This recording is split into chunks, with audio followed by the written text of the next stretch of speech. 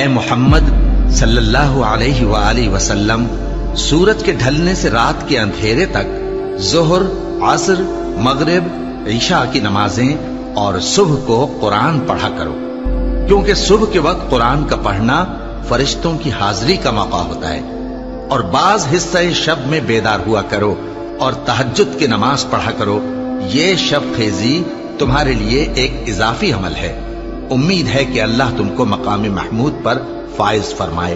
اور کہو کہ اے پروردگار، مجھے مدینے میں اچھی طرح داخل کیجو اور مکے سے اچھی طرح نکالیو، اور اپنے ہاں سے زور و قوت کو میرا مددگار بنائیو، اور کہہ دو کہ حق آ گیا اور باطل نابود ہو گیا، بے شک باطل نابود ہونے والا ہے۔